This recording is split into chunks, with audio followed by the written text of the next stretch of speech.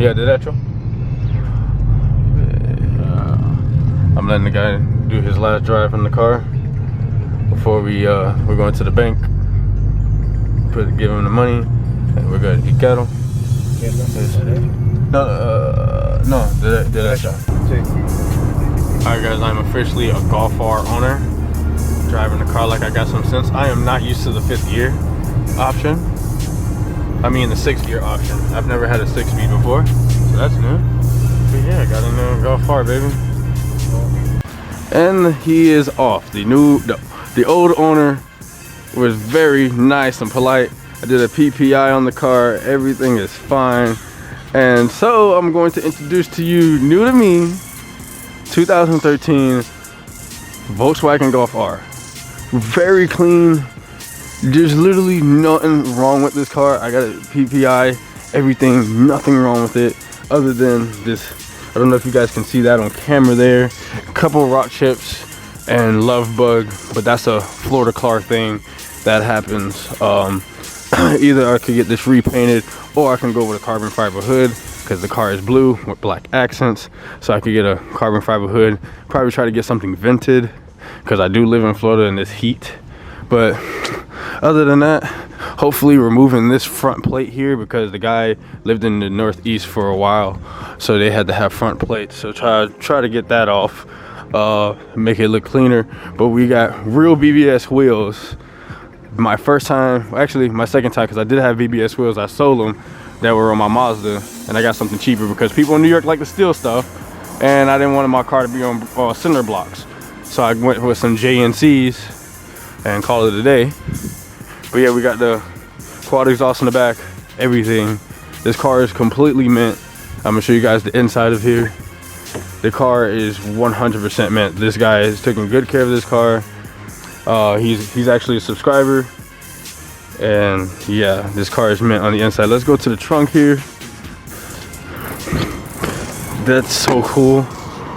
The freaking hatch, very clean, cleaner than any car that I've ever bought.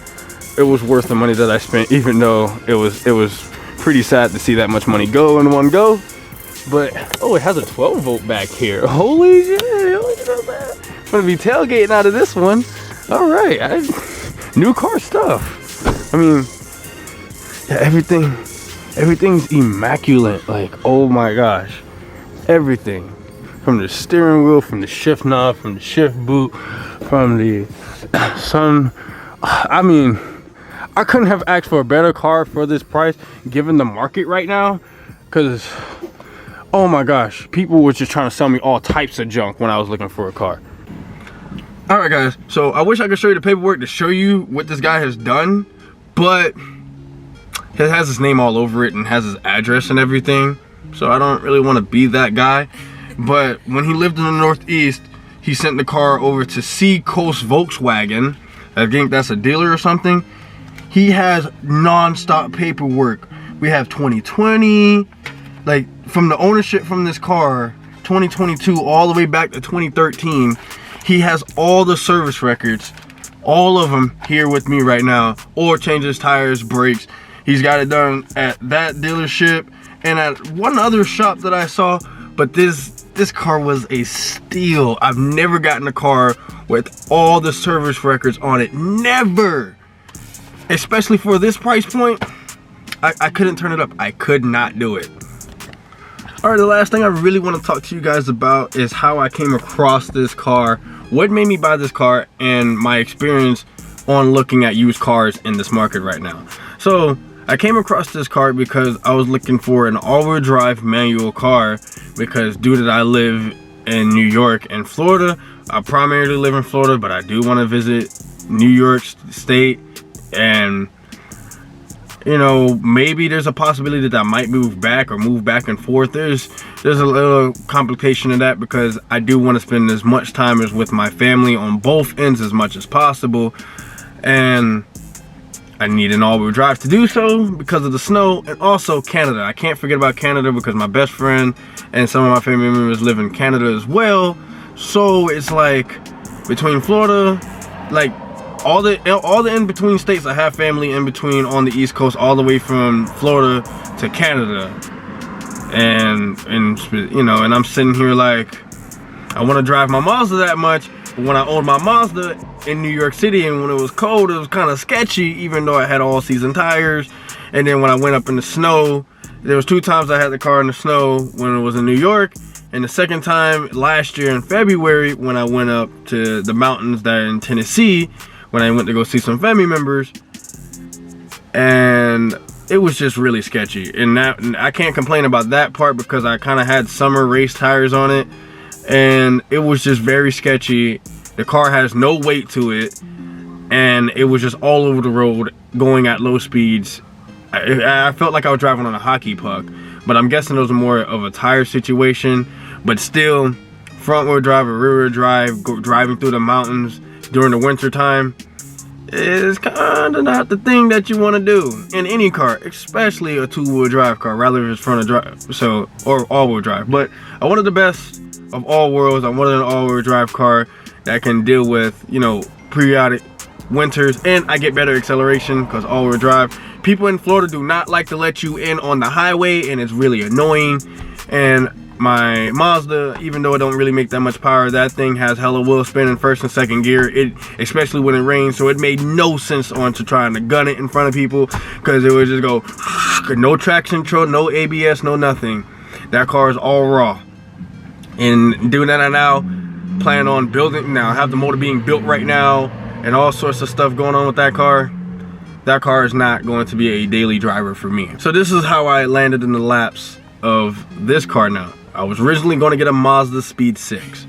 The owner was very cool at first, flipped the switch when he realized I have more than 2 addresses, and when you transfer money from one bank account to the next, there's a hold. Everybody knows it's a wait. Obviously this guy didn't. So try to do PayPal. PayPal is the same way. I've been using PayPal for 22 years, he said. But you don't know that they're holding money now when you do large increments amount of money. So that was kind of a bust. I wasn't gonna fly halfway across the country and back 4 times or 3 times or how many ever times it would take me. It was just too much of a headache. I don't have the time to do so. I needed a car, especially before February with the holiday season coming.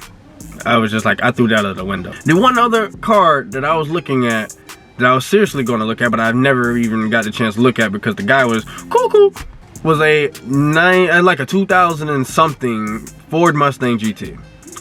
Very beautiful Mustang. There was a couple of them, but this guy kind of like turned me off because the prices were very high for the Mustangs.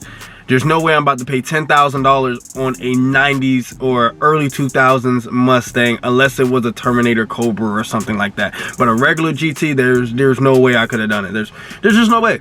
But I was willing to probably pay the price because I know the 4.6, it was a 4.6 that I wanted because they're really reliable. And I was willing to give up the money just for the simple fact that I was in a pinch.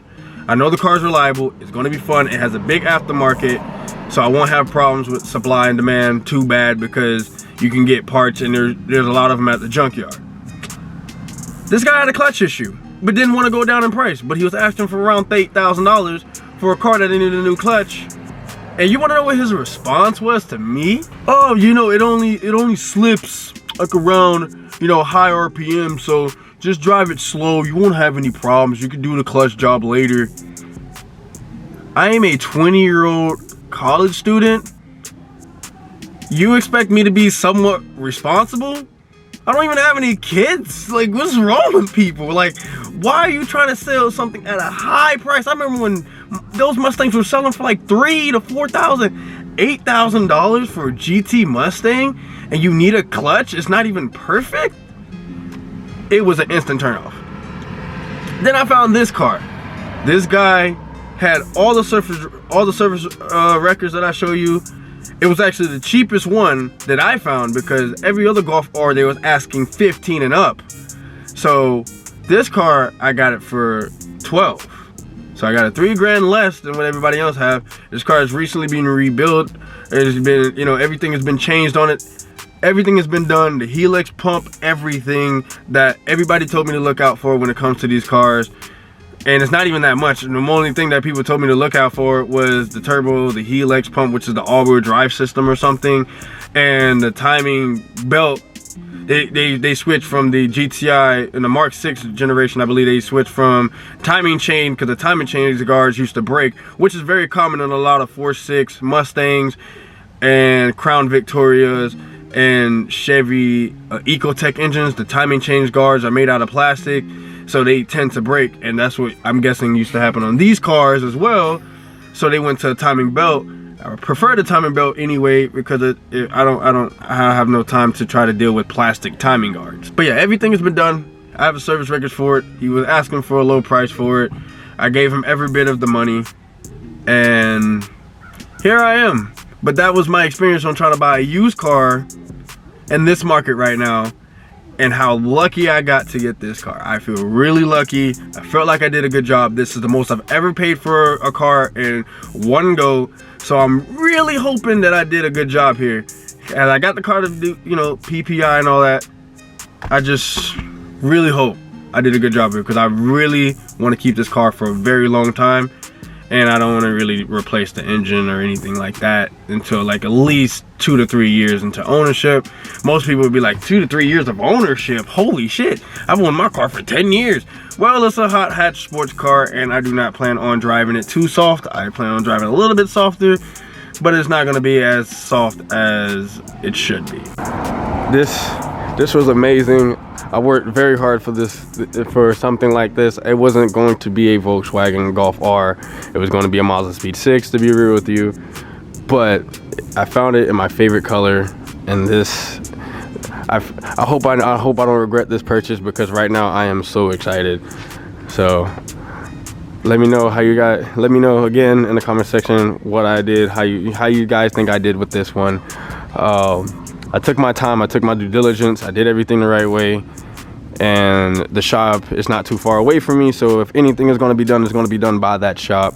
So there's nothing going to be done in-house at all. I'm gonna continue the service records, and I'm gonna just cough up the money to keep them service records up, because there may be a period in time where I want to sell this thing for another car. So, but let's see how long I'll keep this one for. But I hope you guys enjoyed.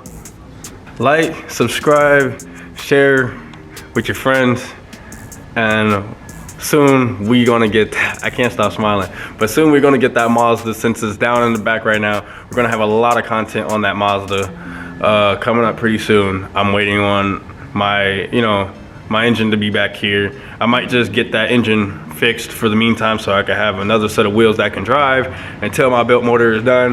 But cosmetics, parts are already ready for that car. We're gonna start throwing cosmetic parts on it.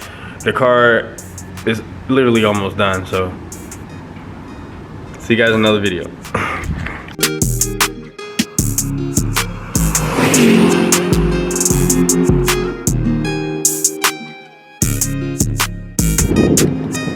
Okay, we're gonna start the video off today. We're at Daytona International Raceway.